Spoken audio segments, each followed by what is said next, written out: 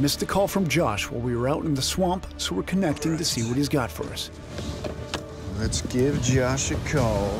Hey, Josh. Hey, Josh. How are my two swamp rats doing? Damp. Sweaty. Sounds about right. Okay, so what's the update? How's it going? Good. We had a really good night. We got some interesting responses off of the game caller. And we also saw a large animal track that we Did a 3D scan of. Could be something. I'm not saying monster. I'm saying monster. but, you know, we got the rendering so we can compare it to the other Casts that exist. So on the off chance that it's not a monster, any other ideas on what it might be? Dana said that there's a theory that there was a circus train derailment that happened in the early 20th century where a bunch of primates were released. Which sounds far-fetched, but it's not totally unprecedented. For example, there's a troop of vervet monkeys that live in Florida now that escaped from a roadside zoo back in the 1940s. All right, well, definitely something worth looking into then. Yes. I do want to follow through with this possible primate theory, so I set up a meeting with Margaret Beeler. She's a professor over at Tulane, and she specializes in the study of primates. Maybe she could tell us if it's man, monkey, or other. That sounds great, and I'll keep doing some digging on this end, see if there's anything else I can dig up on an animal escape. And you know, Jess, one thing that you said that really stuck with me is this idea that maybe the Honey Island swamp monster could be related to the Rugaru legend, this Cajun werewolf story. I've done a little research, and there are some intriguing similarities here.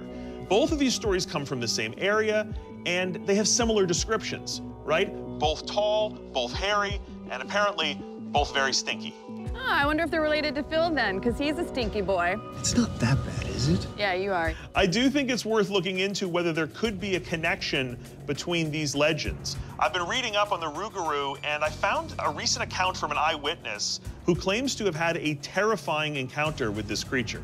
His name is Roy Verrett, and Jess, I've arranged for you to meet him at a museum in the city. So go and talk to him, see if you can learn more about his encounter and more about the legend, while Phil goes and talks to the professor at Tulane. Perfect. Got it. Will do. All right, good luck. And hey, Phil, don't forget to shower. Right. On it. Bye, Josh. See ya. I'm meeting Roy at a paranormal museum in New Orleans to see if his report of the Rugaru has any ties to our search for the Honey Island swamp monster. Oh, and small side note, the museum is reportedly haunted. Hey, Roy. Hi, Jessica. How you doing? Hi, nice to meet you. Hi. So Josh told me you have quite the story to share. Oh, yes. You want to check it out? Yeah, absolutely.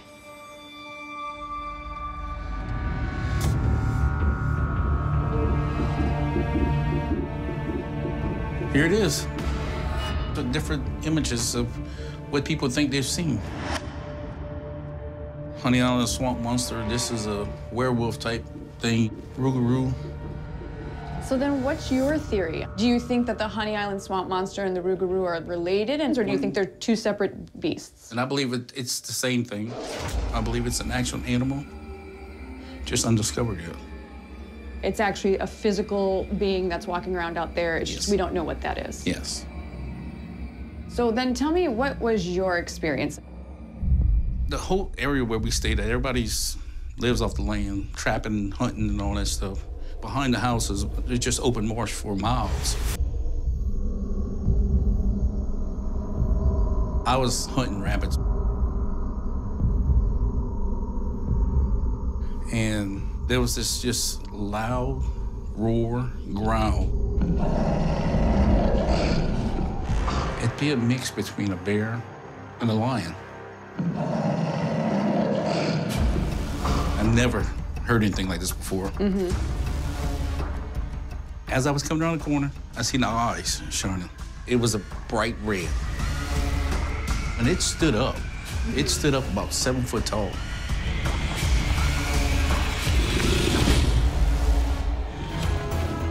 I didn't know whether to crawl out my skin. There was no way I was taking a chance, taking a shot at that. All I was gonna do is piss it off.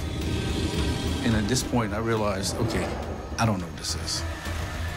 I'm not sticking around to find out. Interesting. Maybe when people stumble upon it, it gets startled and it kind of stands its ground because of its territory or something like that. That's a good possibility. So you're 100% a believer? I'm 100% believer, yes. Yeah. Ain't no doubt. No doubt in your mind that this is not a hoax. You ran into something unexplained creature. Unexplained creature that was huge. had to be, even with the sound, if you didn't put your eyes on it, you knew that that animal was huge. I mean, I'm getting goosebumps talking about it. Roy's account of the Rugaru sounds like it could be one and the same as the Honey Island swamp monster. Both are huge, hairy swamp-dwelling creatures. Are they tied to the same old legends, or do they have roots stemming from an actual unidentified cryptid monster? Given his description of its unique roar, I want to see about replicating the sound he described. If it's a real creature, maybe we can use that to lure it out of hiding. Do you remember where you had these sightings? Would you be able to give me the coordinates? Sure. Fantastic. I want to delve further into the taxonomy of what could be the Honey Island swamp monster, so I'm heading to Tulane University to meet with Professor Margaret Buehler. She has extensive field experience studying primates and offered to take a look at some of the evidence we've collected. Hey, Margaret. Hello. Hey, good to see you. Good to see you too. Thanks for taking the time to meet. You bet. So, as you know, we are here looking at the Honey Island swamp monster. We've talked to some people that think they have evidence of it, and I really want to get your take on it, considering how much experience you have in the field looking at primates in the wild. Sure. Okay, so these are original casts that people have made that they say are from the swamp monster. I'm noticing here kind of the deepest part of this footprint is along both edges. It does not seem to have an arch, which is something you'll see in things that are more adapted for bipedal movement. So it does look like this has claws, which is not a standard trait for a primate. My instincts would lean towards this being something more quadrupedal. It could be an alligator. They do have 4 digits on their back feet and 5 on the front. I think we just need more samples to know for sure. So the majority of these traits that you're seeing in this, A, do not tell you that it's bipedal. They do not. And it does B, not seem to be. It's not quite indicating primate. Yes, I say it's very unlikely to see if a primate were to make this kind of impression. So let me show you footage from people who claim that they have seen this thing. This is taken back in the 70s, so the footage is a little grainy, but at one point you see something that is undeniably a little strange. So right here, we can definitely see bipedal motion. Looks like their upper limbs swinging back and forth. But the most likely bipedal primate that it would be a human, like you and I.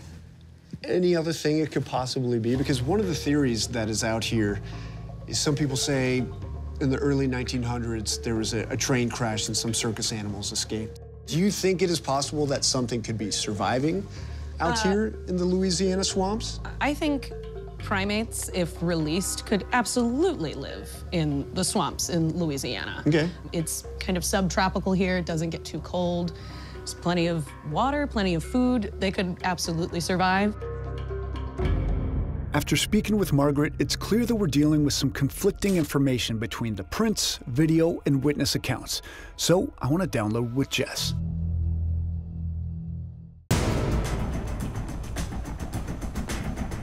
So yeah, I met up with Roy, and his description matches almost perfectly with what Dana and MK told us. 7 feet tall, covered in fur, all of it just seems to match up. But what about this lead on it possibly being the Rugaru? I think the Rugaru is based in lore. I think that what we're actually dealing with is just sightings of the Honey Island swamp monster. Okay. I think there's something out there. We're heading to the location where Roy had his run-in. From his account, it sounds like he may have caught the creature off guard, so I want to travel by stealth and see if it's still in the area. Sorry to keep harping on this. Did you set up the water transport for us again? Yes, I set up the water transport again. Is it as fun as last time? It is exactly what we need it to be, considering what we're trying to do. So... Okay, now I'm worried. You should be. I hope you haven't been skipping arm day. That's right, a rowboat.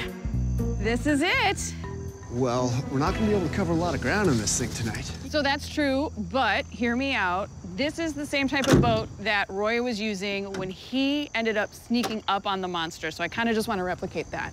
Okay, so slow, but stealthy. I got thermal drone. Yeah.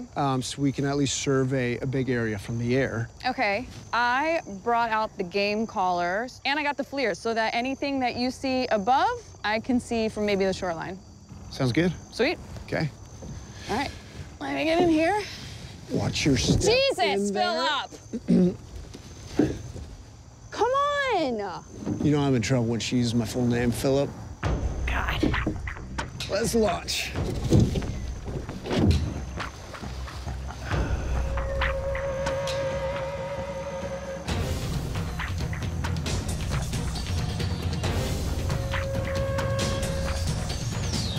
You know, maybe if two people were paddling, like one on each side, this would get somewhere. We need someone to work the flashlight. As the sun sets, we're making our way down the Pearl River, scouring the shoreline where Roy had his sighting, looking for any pops of color on the thermal cam. Get out the FLIR. Yeah. All right, we're recording. How's your visibility on that? Visibility's pretty good, actually. I mean, I'm catching all the trees. Everything's showing up cold, though. See what I'm talking about? If there's a mammal out there, it would light up. It would absolutely light up. Don't forget, we gotta be looking close to the ground, because it hunkers down, or up in the trees, or if it stands up. So we gotta be looking everywhere. Pretty much. Roy said that the swamp monster sounds like a mix between a bear and a lion. So I created a file which blends those two growls, and I'm going to play it through the game caller. If there are any monsters in the area and they hear a call that resembles one of their own, maybe they'll come investigate. You ready? I'm ready. Give it a rip. Okay. Here we go.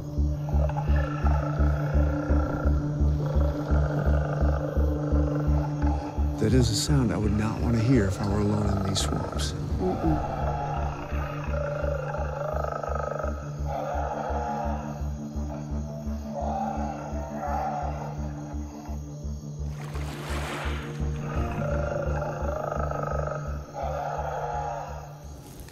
Oh, look at that. Oh, yeah. Did you see that? What is it? What is I don't know. Right over there.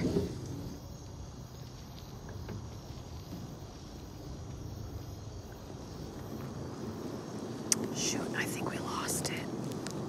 I feel like now's the perfect time to fly the thermal drone. So we can get a bird's eye view of what's happening around here. Maybe something got close, but we're not able to pick it up on shore. Maybe it's, you know, just into the woods here.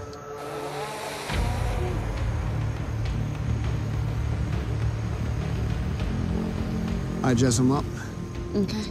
Is the river right here? Okay. So the river's a little bit warmer, so we're looking for hot spots in this area. So what is the green? Just trees? Yeah, that's trees. Can you fly over that area that I got that hit? Heading in right now. See if I can pick it up again. Hang on, Jess. Whoa, whoa, whoa. Check this out. Oh, See right that? there. Yeah. Oh, it's moving. Oh, yeah. Wait, here's the river. So is that coming towards us? Oh, my God. Stories of the Rugaru date all the way back to medieval France, where it was called the loup-garou, French for werewolf. Settlers brought the story to Louisiana, where it blended with local lore to create a terrifying monster. A red-eyed, 7-foot-tall wolf with a distinctly awful smell. Now, there's huge variation on how you actually become a Rugaru. Some say Catholics who skip Lent for 7 years will turn into one. Others say direct eye contact with a Rugaru will cause you to transform into one. But perhaps the most interesting superstition of all is how you're supposed to protect yourself from it. Just lay exactly 13 objects in front of your home and the creature will never enter. Why? Because legend says the beast can't count above 12. Yep, you can literally do a number on the Rugaru. Look how close it is. What is it? It's a pretty big heat signature. But look at the shape. That looks like how a person would run from the top down. It's 3 a.m. There's no way a person would be out here other than us. Now it looks like it's down on all fours. Look, it's right under this tree. Where is that? Where is that? Okay. I think... Over there? Yeah. This is about 50 meters in, Jess. You see the big tree in the back? Yeah. I mean, I'm not picking up anything from here, so I think we should dock and go in there. Okay. Jess, you watch the shoreline. I'm gonna bring this back. Okay. Got it. Landed. Done. Gotta be ready for anything up ahead.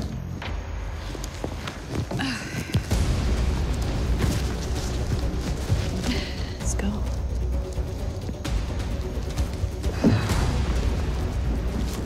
Watch your step here. Watch your step here. Yeah, I see it. Oh, God, it smells terrible. It smells so bad. This way? Yeah, I think it's this way. Oh, wait. Slow down.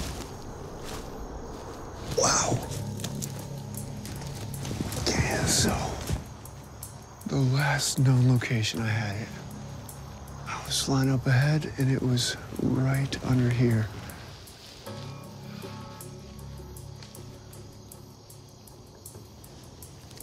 Hold it, just. Oh, look at those. We got This is a bones. spine. Vertebrae. What do you think that is? Maybe a scapula. Could the creature have eaten that? They do look old. I don't think there's any way we're going to be able to catch up with that thing. We had it. We saw it on the thermal. It was right back there. And we know it was here just minutes ago. But it was moving quick. I've got a few hits on the FLIR. You've got excellent drone footage. We've got that hair we can get analyzed. And the camera traps are still up. And the camera traps are still up. So I say we gather all that stuff together, get it analyzed, try to figure out what this is. Because to me, it all says there is something that people are definitely seeing out in the swamp that is the Honey Island swamp monster. To me, the evidence doesn't stack up to tell me that there's anything more extraordinary than the known nature that is here. But it also doesn't say that something extraordinary couldn't be out here. We won't know until it's analyzed, that's all I'm saying. That's true. Oh, you know what else is true, Jess? What? You're rowing back. My team dove into the Louisiana bayou intent on solving the mystery of the Honey Island swamp monster. Let's get out there. Now, as we analyze the evidence, we're hoping to separate fact from fiction in this decades-old mystery. Look, look, look, look. Look at those. First, given the size and spread of its claw marks, Jess's animal prints are likely from an alligator, not a 7-foot monster. And our trail cams captured mostly wandering raccoons, along with some behemoth wild hogs. Whatever spooked those hogs might have been a formidable predator, but a black bear or coyote seem like the most realistic possibilities. Sounds like somebody's getting killed.